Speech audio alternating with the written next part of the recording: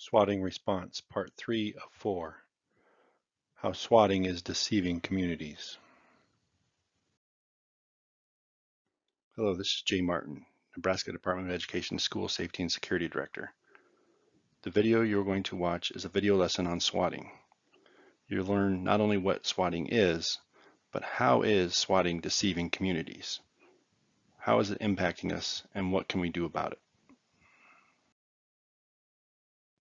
So we've talked about being prepared, what is prevention. Now we're going to move on to some responses and what happens during these responses. So here are a couple of examples of a swatting call. They're almost identical. They're made to two different schools in Colorado. What would you do as you receive, or if you were to receive this call as a dispatcher? Remember, some of you might find this call to be hard to listen to. I just want you to be prepared, but listen closely to what is said. Hello, I'm about to go in Durango High School. I have an AR-15 and pipe bombs with me. I'm gonna shoot every kid I see in that school. I'm walking in now. Sir, where are you right now? I'm in front of Durango High School. I'm walking in now, and I'm gonna shoot everybody I see. Sir, hang on just a second. Can you not go inside right now? Can you just talk to me for a second?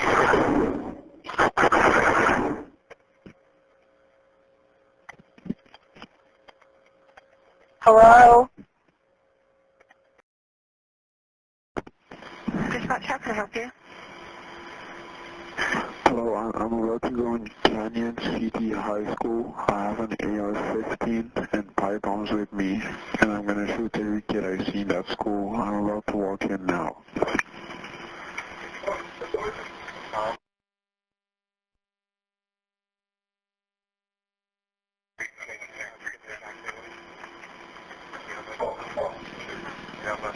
Okay. Hello?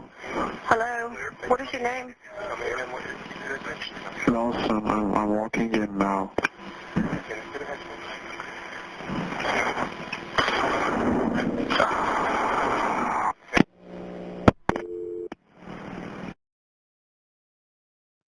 So for example, you just listened to an actual swatting call. The responses are going to be according to that info or intel that they received. Information provided by these dispatch centers are going to dictate that appropriate response. An appropriate response for law enforcement is they are going to arrive with guns drawn in an active killer situation or an armed suspect situation. All these are high priority incidents that are going to be handled as if they are real until they are proven otherwise. Utilizing all our senses is a big key, and we're going to talk a lot about that in the remaining part of this video. Law enforcement officers are going to have to get their eyes and ears on scene to account for the credibility for this call for service. They can't just take our word for it that it's not real. They're going to have to go in again and see it for themselves. We would hate for another Uvalde to happen. One of the things that happened out in Uvalde is there was a lot of calls that came across because they have, and Uvalde's located very close to the border. So they had over 50 calls for service of somebody jumping the border, which maybe created some complacency in Uvalde and them not maybe securing things as you would when you're getting so many calls in that nature. Similar to what happened in our state out in Colorado. They had several swatting calls, all a very similar call to several different schools throughout the state. When these things happen, police again have to respond to all of them according to the information given.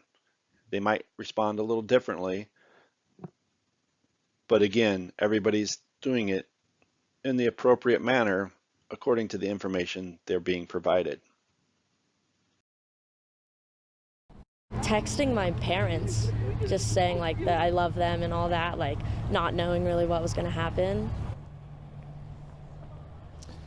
That student and others were reunified with their families later that morning, I should say, at an off-campus site. Back here out at the school in Boulder, the classes were canceled for the day today. After school activities canceled as well. No sign that anything was amiss here besides that phone call, but this was just one of several calls that were sent to school districts across the state that has federal authorities investigating right now. My colleague Steve Sager has more on that. Steve? Yeah, Cole, we're no strangers to the worst case scenario here in Colorado, and when it comes to these situations, law enforcement have to respond just like that.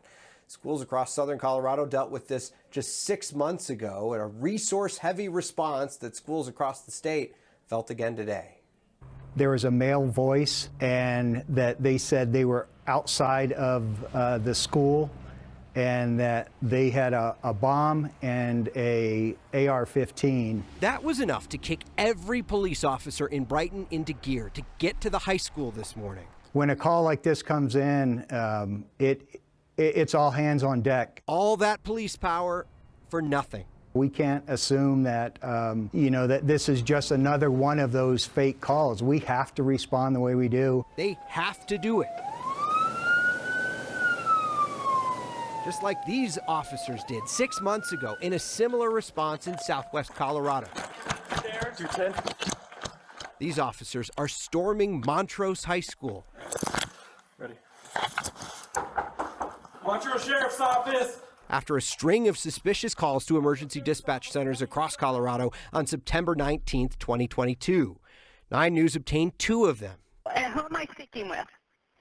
I'm a student here at Glen High School. You're the active shooter. One just north of Montrose in Delta. Do you know where the shooting is coming from? In the classroom, one student armed with AK-47, wearing black shirt. Another from a similar sounding man calling about Alamosa High School. The suspect armed with rifles came to one classroom, shot at 10 students. Bogus calls. Okay, we've got people headed that way. That led to real responses. It impacts our manning and our staffing, our ability to do other things, probably like no other call does. Now another investigation begins after a string of similar calls. Seeing whoever did this and how this occurred and holding those people accountable, that's, I think, the next step with us. And I imagine it's the next step with all these agencies. Auditory exclusion and tunnel vision are 2 common things that happen during a threat. In this video, watch the officers as they enter the building. How are their senses affected? Are you able to tell? It's called OODA loop. We'll talk more about what OODA loop is in the upcoming slides.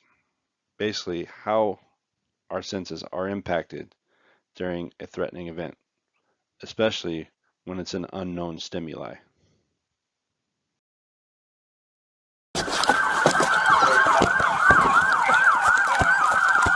Let's go, let's go!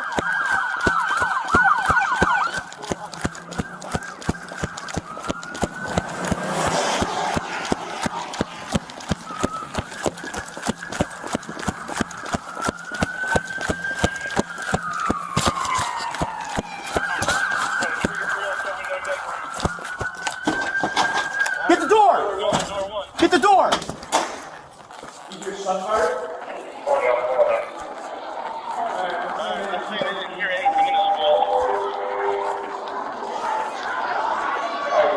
We're in the cafeteria. Everything looks normal. The rest of the loadout right now.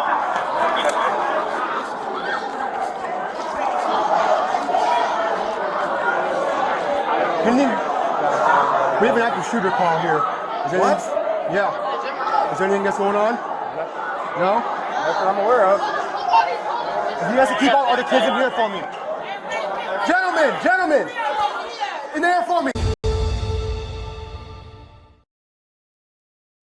So as I mentioned, auditory and tunnel vision, our vision and our hearing does get affected when we're thrown into some type of stimuli, especially when it's an unknown stimuli comes our way. It affects our OODA loop. Our OODA loop is what we observe, how we orient, act, and decide to do something.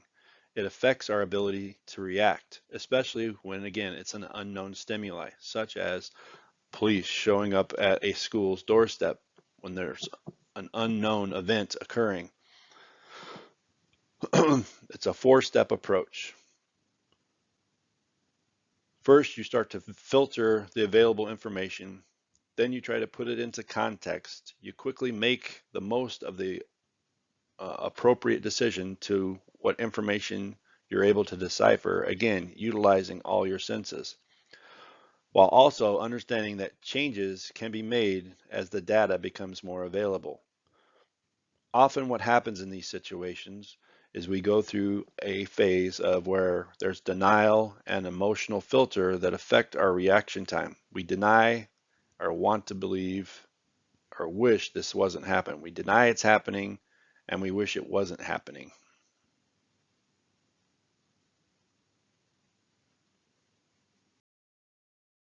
Let's reflect back to that video you just watched a couple slides ago.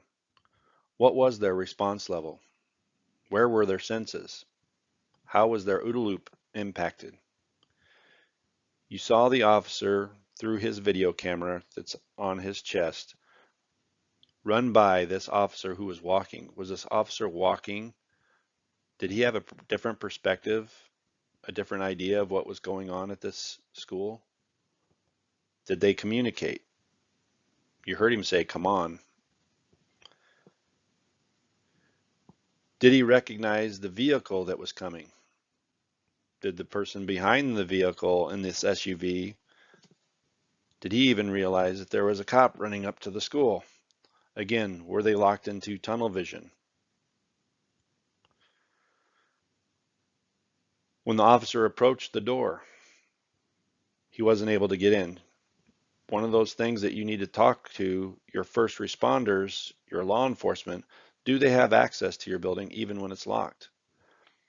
In my school shooting that I was involved in back in 2019, that's one of the things that came out in the debrief.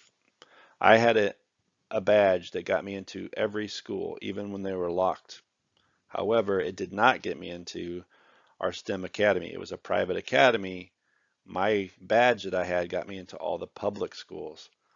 So that was one of the nuances or things that we discovered that we needed to fix after I was involved in a real school shooting. When it comes to greeters, are you going to have somebody greeting you at a door during a school shooting? Likely not going to happen. Did he really listen to what they said? Did he ask them any questions? Or again, was this officer locked in tunnel vision or listening for what we hear in the next one where he ran towards where all the noise was? The noise was actually coming from the lunchroom. When he approached the SRO or the officer that was already in the building, he asked the officer if he even heard that there was a shooting at his school. The officer didn't even know, and as you can see here, he actually ends up turning his radio up or maybe on at the time. The point is, which was quicker, his auditory response or his visual stimuli? Typically, we're going to hear, or our auditory is going to take over. Visual stimuli is there, and our pupils dilate and open up to catch more light, but auditory is typically what they're running towards, as he ran towards the noise again, which was in the lunchroom. When we have unknown stimulus that has occurred, we react slower. The people in the buildings, one of the things I heard from talking to folks after we had some swatting events occur in Nebraska was the schools had no idea why all these police officers were showing up at their buildings. So they had a slower reaction time. Their OODA loop was impacted by this unknown event. It's one of those things that we need to understand. That's part of what's going to happen. Your OODA loop gets kind of thrown off because you have this unknown stimulus, all these officers showing up at your doorstep. By the same token, the officers' OODA loops are being impacted because they're going into the situation anticipating gunfire or an active shooter, and they run into a situation where there is nothing occurring. It becomes a very confusing situation very quickly. So what happens when we have these types of incidents occur? Well, anytime you're faced with a potential threat, you run into flight, fight, or freeze response. Our psychological reaction activated by a psychological fear. We react according to the fear that is imposed upon us. Do you think the officers have this fear of coming into a building? Absolutely they do. This building that they're anticipating, again, running into potential gunfire. The fear is conditioned. We associate the situation with things that we may have experienced in a negative manner. Our response occurs when we are exposed to this perceived threat. We are all responding differently too, because again, when it comes to swatting, there is no real threat within the building. So people get very confused, but then there's this fear response because again, you have all these officers showing up at your building. Our bodies are going to automatically react in a flight, fight, or freeze response. An overactive response occurs in people who have experienced trauma or anxiety. Some of us experience this trauma or anxiety differently. Ways to try to cope with some of this stuff is trying some relaxation techniques, physical activity, getting social support, or even professional help. I can't say this enough. Even though it's a swatting call and nothing has happened at these events as far as somebody being injured or hurt, there are people that are still traumatized. There are people that are still dealing with anxiety, frustration, anger, parents, students, staff. We got to take all that into consideration and understand where you're at in this realm. What works for you to try to de-escalate some of the things that you may have experienced? And is it a situation where you might need some professional help?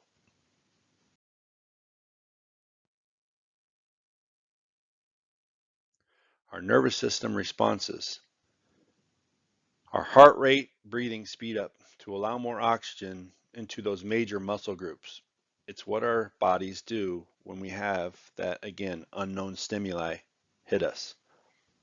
Our eyes dilate, as I mentioned, more light will come in to allow peripheral vision. Our hearing gets much sharper. Again, as you saw with the officer, his auditory was really to run towards where was the noise. The noise, again, happened to be in the lunchroom when he first entered the building. Your blood actually thickens up to prepare the body for injury. Your hands actually might get very cold during an incident, or your feet. The flight or fight temporarily reduces the perception of pain. You might not even feel pain when you're in one of these situations initially. Typically, it takes about 20 to 30 minutes for the body to return back to its natural state. So when it comes to a response, we all need to take this into account. We don't see things as they are, we see things as we are. So which do you see, 3 or 4? When people walk into these unknown stimuli, these perceived threats, why is our position so important to this threatening event? Well, our position kind of tells us, again, how we're going to see things. Our perception comes from our senses. Again, why our senses are so important. What did we see? What are we hearing? What do we feel? That develops our perspective. Our attitude about something is all based off our senses. But all of it initially starts, again, back to our position. Our position is, if we take advantage of all the different sides of a position, we're going to get a better perception and a better perspective, a better truth.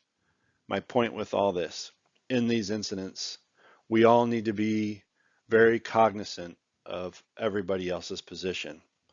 What is their perception? What is their perspective? How are they feeling? How are their emotions? Well, I can tell you it's all based off their position. That's going to derive their perceptions and lead to their perspective or their attitude about the situation. We need to be very more empathetic to what somebody's position is, their perception, and their perspective. As I mentioned, the depth of the problem takes empathy. We got to understand everybody has different backgrounds, different levels of anxiety, frustration, anger, sadness, parents dealing with the fact that their children might be getting hurt, all those thought processes that go through, is my child safe? We got kids, staff, um, staff members that are parents, teachers, administrators. You as administrators need to take time out for yourself too to understand what you're feeling and how it's going to impact you as well. All of us need to be very empathetic in these swatting incidents and understand the real problem here is the person that made or persons that made the call in that created this incident. I've included several resources. The Nebraska Department of Education School Safety and Security website. You can also use our QR code up here in the far right hand corner. One of the ways to divert any type of threat that happens at your school is to have an anonymous reporting. Safe to Help Nebraska is one of those. We have the number there. If you're using some other anonymous reporting service, utilize that, but also include Safe to Help Nebraska. It is a free service. I have the QR code for that as well. If you have questions about that, you can contact me, which will be on the next slide, about Safe to Help. 988, anytime there is a mental health issue that you're dealing with, crisis line is there for you. Even after these swatting events, that crisis line is there for you to contact if you're having some issues there. We have the Nebraska Family Helpline. 888-866-8660 is another way of accessing that information. I'd like to thank the Public Policy Center for helping me with putting together some of these videos and things within this presentation. I also need to thank Monty Lovelace for putting out some different information. For those of you that are not getting any type of communication currently from the NIAC or the Fusion Center, you need to get put onto Monty Lovelace's email distribution list. And if you would like to do that, his information is right here at the bottom. Send him an email or give him a call so you can get put on the distribution list when he has information that goes out to our school security or administration.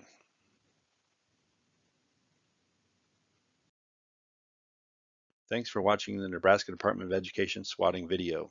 If you have any more questions about this, you can contact me directly, or if you have other questions about school safety and security in general, you can also contact me as well. Thanks again.